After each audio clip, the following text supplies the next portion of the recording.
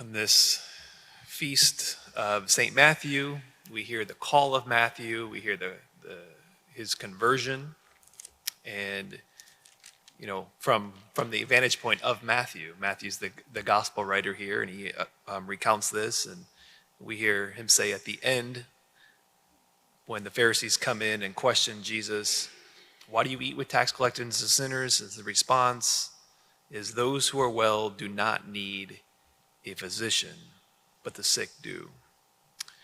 It's really one of my favorite, I guess, images of Jesus to pray with is Jesus as the divine physician, of him going around and just healing people, making people whole. And I guess, like literally sometimes I pray with like Jesus just going around and just touching people, right? And being and healing them. But not that the primary healing that Jesus was interested in was healing of the soul. The primary sickness that he's concerned with is the sickness of sin. And so when I think of Jesus as the divine physician and him going around touching people, he's making people, the physical healing's happening, but there's numerous accounts that Jesus explains, right? The paralytic, right? That it's concerned more about making people whole, making us whole, and healing us from sin. And so, but he says, who needs a physician? The sick do. And he's concerned with the sickness of sin. He says, "I did not come to call the righteous, but sinners." Self-righteousness, or what the Pharisees, he's always railing against, it is like just, if not the single most biggest roadblock for us becoming saints, of us becoming whole, is this righteousness. Yesterday we talked about secret faults. Matthew's the opposite of this. Even the way he writes, like he knows himself as a sinner. And I was thinking, just wanted to read just a section of this book. It's called The Way of Imperfection by he's a priest in the Institute of Pius X, and he says this at the end of, speaking of Saint Francis of Assisi and also Saint Therese of Lisieux, he says, at the end of his life, Saint Francis of Assisi, in a moment of indignation, answered a young man who was calling him the saint. Saint Francis of Assisi said to this young man, "You think that I'm a saint, but you don't know that this evening I could sleep with a prostitute if God would not sustain me." He says, this is the humility of real saints.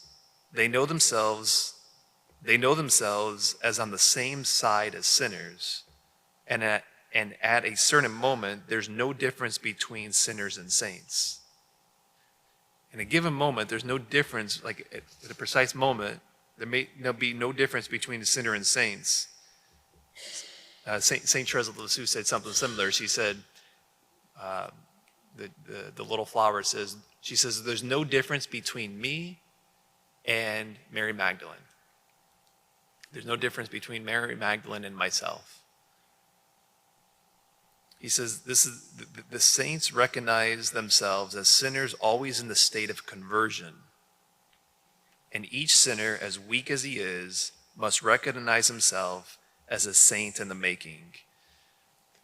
So, like on this feast of St. Matthew, the Lord's saying, I did not come for the righteous, I came for the sick. I'm the divine physician. I want to apply my healing touch to make one whole, to make you whole, to make me whole. We must identify with the wounded.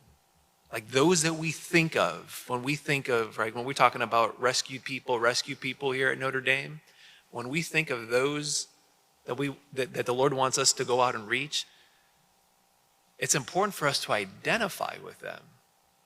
Similar to what St. Francis of Assisi is doing, similar to what Therese of Lisieux is doing, we've got to identify with the wounded. And that includes sinners and tax collectors. That's what Jesus is doing here. And if we don't identify with the sick, like we don't allow the divine physician to get close to us. Because what the divine physician wants to do is make us whole. He can't do that if we don't identify ourselves with the wounded and the sick, for him to get close, for him to apply his medicine.